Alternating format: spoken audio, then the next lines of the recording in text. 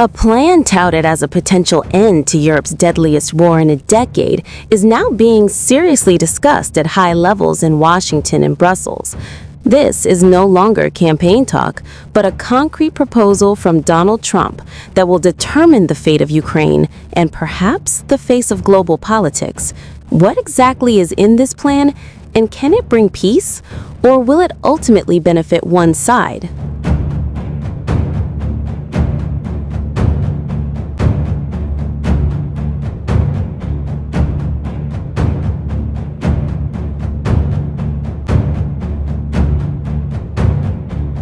Welcome to our special analysis. According to exclusive reports from Reuters and the Financial Times, top officials from the Biden administration and European allies will soon meet to formally discuss the peace plan proposed by former President Donald Trump. This meeting is significant because it marks the first time that Trump's plan, which has so far only circulated within the political establishment, has been formally discussed at the diplomatic level, even though the presidential candidate himself is not part of the current administration.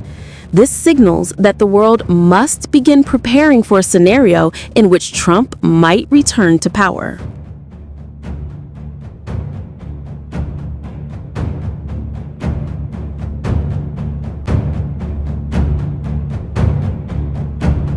So what exactly is the content of this much talked about Trump plan? According to sources close to his team, it has at least three main pillars. First, immediate ceasefire. Trump proposed a ceasefire that could be implemented almost immediately, even before actual peace negotiations began. This is a strategy to quickly stop the bloodshed, but critics see it as a move that could freeze the current battle lines and actually benefit Russia. Second, and this is the most controversial, is limits on NATO expansion. Trump's plan implicitly requires that Ukraine not be allowed to join the NATO alliance in the near future. This has been one of the Kremlin's key demands from the start. And if implemented, it would be a major diplomatic victory for Putin, but also a blow to Ukraine's sovereignty.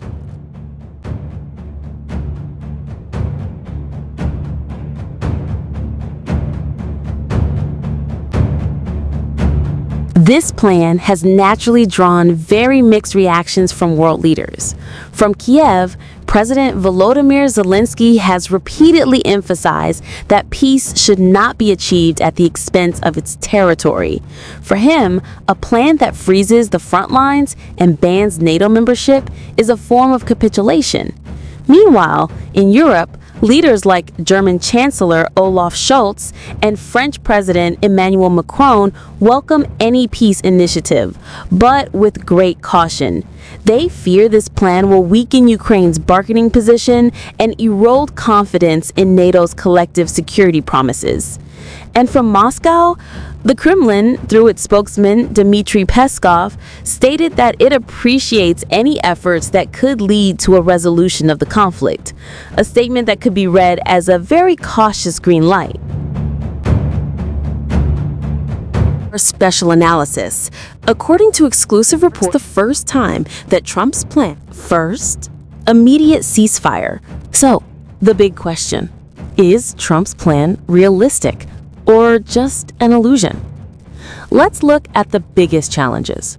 The first challenge is Kyiv's legitimacy. President Zelensky will almost certainly reject a plan that forces Ukraine to cede its territory and future.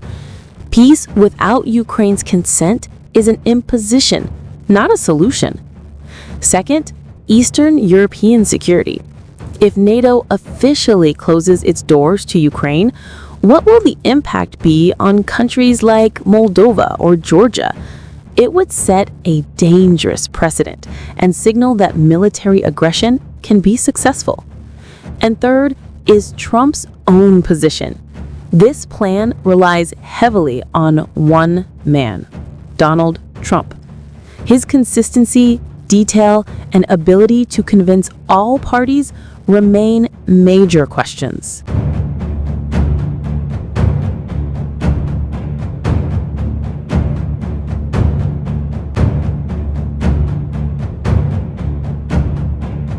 Regardless of whether this plan succeeds or fails, serious discussion about it is already a game changer. The implications for NATO are profound. The world's strongest alliance could experience significant internal divisions between a potentially more isolationist America under Trump and a Europe that wants to maintain a firm stance against Russia. Second, the future of aid to Ukraine. This discussion could become a reason for some members of the U.S. Congress to further withhold military aid, arguing, why continue the war when there's a peace plan? Finally, we may be witnessing a global alliance shift. Countries like China will see this as an opportunity to expand their influence, while Europe will be forced to consider greater strategic autonomy, independent of the United States.